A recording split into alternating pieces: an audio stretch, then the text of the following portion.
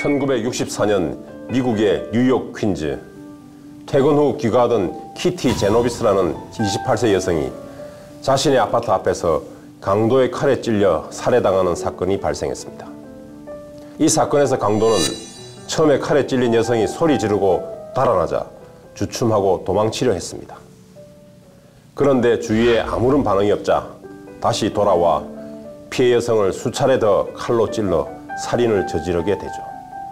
그런데 이 사건의 조사 결과 사건 발생 당시 피해 여성은 무려 35분 동안 도망다니며 비명을 질렀고 심지어 그 장면을 목격한 사람이 38명이나 있었지만 어느 한 사람도 신고하지 않았다는 사실이 충격을 주었습니다.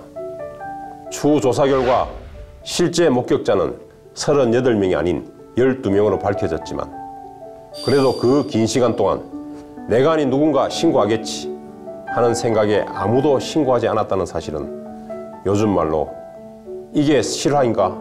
라는 물음과 함께 인간 본성에 대해 한 번쯤 생각해 보게 합니다. 방관자 효과. 위급한 상황에서 구경하는 사람이 많을수록 어려움에 처한 사람이 도움을 받을 확률이 훨씬 떨어진다는 심리학 용어인데요. 목격자가 많을수록 도와줄 사람이 많을 것 같은데 오히려 책임이 분산되어 한 사람 한 사람은 책임을 적게 느끼게 되고 결국 아무도 도와주지 않게 된다는 슬픈 결론입니다.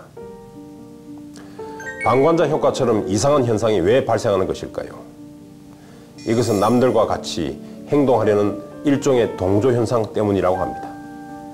남들과 달리 행동하면 불안감과 어색함을 느끼는 우리 심리, 남들은 가만히 있는데 혼자 나서는 것이 거북하게 느껴지는 심리 때문이라는 거죠. 이렇게 불확실한 상황에서 사람들은 타인의 눈치만 살피다가 결국 방관으로 이어진다는 것입니다.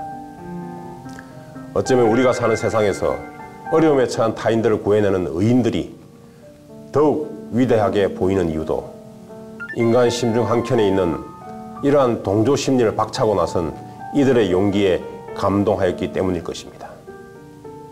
최근 우리 사회에서도 사람들을 감동케 하는 많은 의인들이 있었습니다.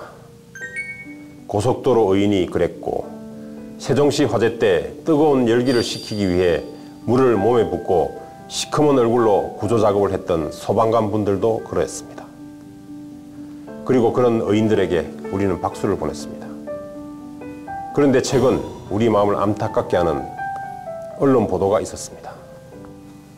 타인의 생명을 구하다가 자신의 생을 마감한 의인들을 기리기 위해 사건 발생 당시에는 추모비까지 세웠지만 시간이 지난 지금 그 추모비는 제대로 관리되지 않고 방치되어 있는 경우가 많다고 합니다. 한편 정부와 기업들이 우리 사회에 착한 DNA를 전파하고자 의인상을 만들고 의인 찾기에 나섰다고 합니다. 이처럼 우리 사회에 방관자 DNA가 광범위하게 퍼져 있음을 알 수 있고 또 이미 알려진 의인들을 기억하는 일도 결코 쉽지 않은 소위 방관자 시대를 살고 있습니다. 그러나 우리는 누구라도 방관자들 사이에서 타인의 도움이 절실히 필요한 위급한 상황에 처해질 수 있습니다. 이때 우리는 방관자 중에서 의인이 나타나기를 기다리기보다 스스로 방관자 효과를 차단해야 할 것입니다. 즉, 방관자 중 어느 한 사람을 지정하여 구체적으로 도움을 청해야 한다는 것입니다. 또 내가 방관자로 있는 위급한 상황에서 절실히 도움을 청하고 있는 사람이 바로 내 부모, 내 가족일 수도 있습니다.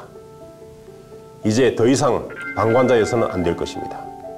우리는 스스로 방관자 DNA를 극복하고 동조심리 이면에 잠자고 있는 이타심을 깨워야 합니다. 그리하여 더 이상 방관자 효과가 지배하지 않는 사회, 의인들이 너무 넘쳐나서 더 이상 의인들을 기억하지 않아도 되는 사회, 이른바 의인 시대를 상상해 봅니다. 지금까지 김현성 변호사의 시선 다하기였습니다.